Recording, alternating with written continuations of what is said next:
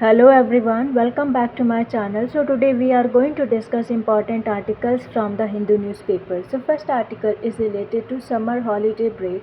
So first point regarding this article, during the Supreme Court summer vacation, तो supreme court की summer vacation के during only कुछ limited number of vacation benches here urgent matter जो है उनको here किया जाएगा only through limited number of vacation benches, जबकि जो रेगुलर जुडिशियल वर्क है वो स्लो हो जाएगा सिग्निफिकेंटली।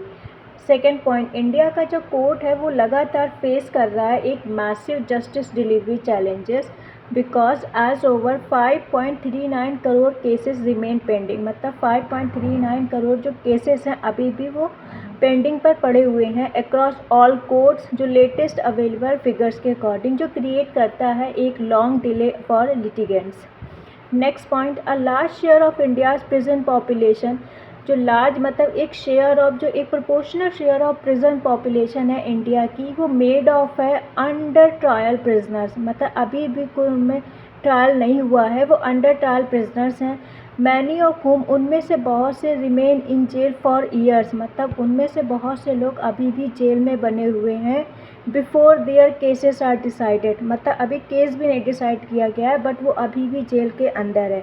जो रेस कर रहा है concerns about access to timely justice, जो रेस करता है क्वेश्चन अबाउट कि जो टाइमली जस्टिस उनको मिलना चाहिए वो नहीं मिल रहा है। नेक्स्ट पॉइंट, ऑल्दो जजेस work under heavy pressure and often use vacation period to write judgment, हालांकि जो जजेस का वर्क होता है वो अंडर हैवी प्रेशर होता है और वो ऑफन यूज़ करते हैं अपने वेकेशन पीरियड को टू राइट जजमेंट, लेकिन जो एग्जिस्टिंग वेकेशन सिस्टम है वो लगातार बढ़ा रहा है और क्वेश्चन कर रहा है due to rising case pendency, क्योंकि जो लगातार जो केस पड़े हुए हैं पेंडेंसी में उसकी वजह से क्वेश्चन कर रहा है।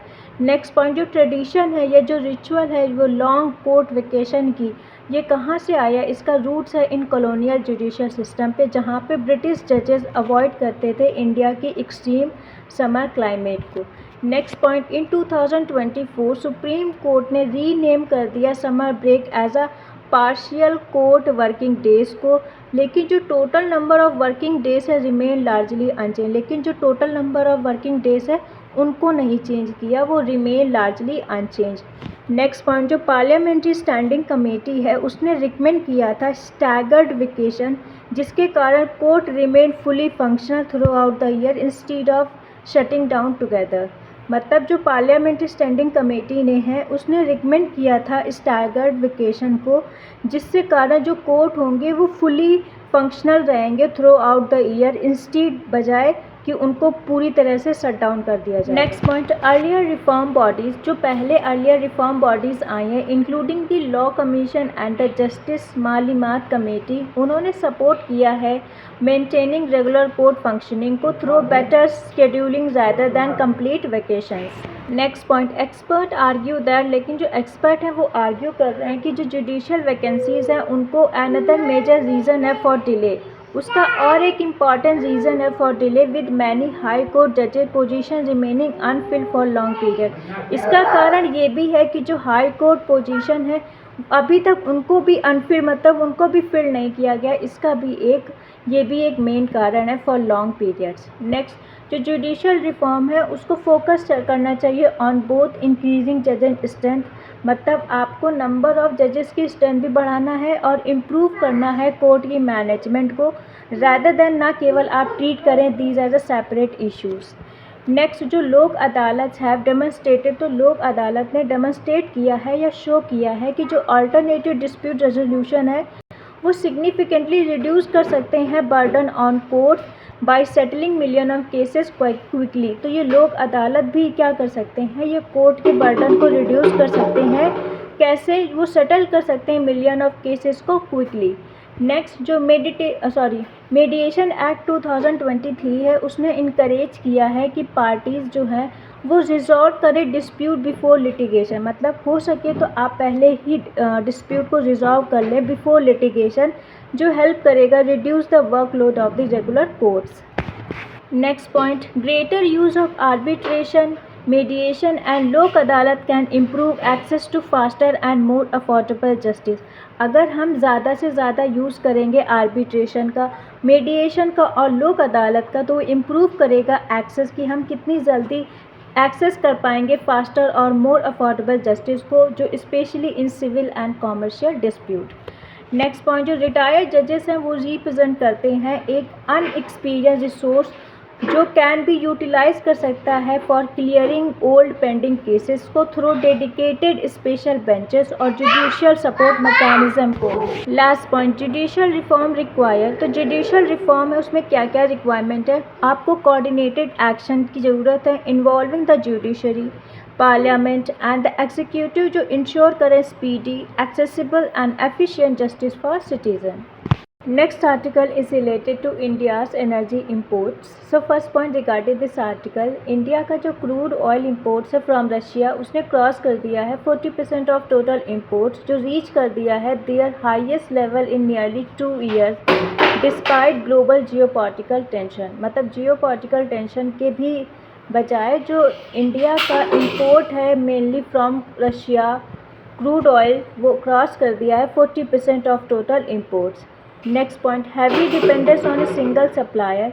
जो आप इतना ज़्यादा हैवी डिपेंडेंट ऑन मतलब केवल सिंगल सप्लायर, वो इंक्रीज़ कर सकता है इंडिया की एनर्जी सिक्योरिटी रिस्क को और वीकेंड कर सकता है it's long term strategy for maintaining diversified import sources को। Next point, payment involving the Chinese yuan in some oil transaction में indirectly support the international use of China's currency.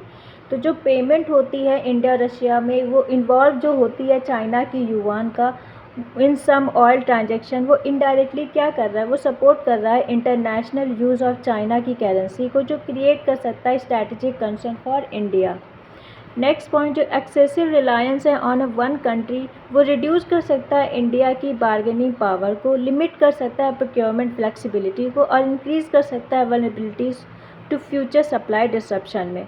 Next point, जो global sanction और changing geopolitical condition है वो लगातार create कर रही है uncertainty in international oil trade में, जो मेक कर रही है सप्लाई चेन को more unpredictable.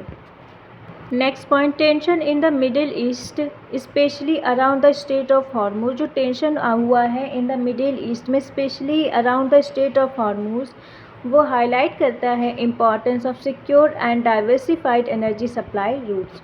Next point, countries जैसे कि यूएई एंड वेनेजुएला वो इमर्ज होके निकले हैं as a important alternative supplier, लेकिन जो आप ओवर डिपेंडेंस है इंडिया को एनी वन सोर्स, वो शुड बी अवॉइडेड, उसको अवॉइड करना चाहिए इंडिया को। Next point, India should maintain a balance procurement. तो इंडिया को मेंटेन करके रखना चाहिए एक बैलेंस प्रोक्योरमेंट स्ट्रैटेजी को by combining long term contract with multiple supplier. तो ये आप कैसे कर पाओगे? आप जब तक आप कंबाइन कीजिए अपनी लॉन्ग टर्म कॉन्ट्रैक्ट को विद मल्टीपल सप्लायर, मतलब एक से नहीं मल्टीपल सप्लायर, और selective purchases from the spot market. Next, expanding India का स्ट्रैटेजिक पेट्रोलियम रिज़र्व। आप अगर एक्सपैंड करेंगे इंडिया का स्ट्रैटेजिक पेट्रोलियम रिज़र्व, वो एसेंशियल है टू प्रोटेक्ट द कंट्री की फ्रॉम टेम्परेरी सप्लाई डिसरप्शन को और सडन प्राइस शॉक्स को। नेक्स्ट पॉइंट, जो डाइवर्सिफाइड एनर्जी इंपोर्ट पॉलिसी है वो स्ट्रेंथन करेगा एनर्जी सिक्योरिटी को, इकोनॉमिक स्टेबिलिटी को एंड स्ट्रैटेजिक ऑटोनॉमी को, जो रिड्यूस करेगा एक्सपोजर टू जियोपॉलिटिकल रिस्क को। एंड द नेक्स्ट पॉइंट, जो राइजिंग जियोपॉलिटिकल कॉन्फ्लिक्ट है, सैंक्शन है और शिपिंग डिसरप्शन है, वो क्या कर रहा है, वो मेक कर रहा है एनर्जी को diversification more important than short term commercial gain. Next point, India का जो लॉन्ग टर्म एनर्जी पॉलिसी है उसको प्रायोरिटाइज करना चाहिए सिक्योर सप्लाई में, अफोर्डेबिलिटी में, रेसिलियंस एंड स्ट्रैटेजिक इंडिपेंडेंस, ना कि केवल आप रिलाय करो heavily on a single import partner पर।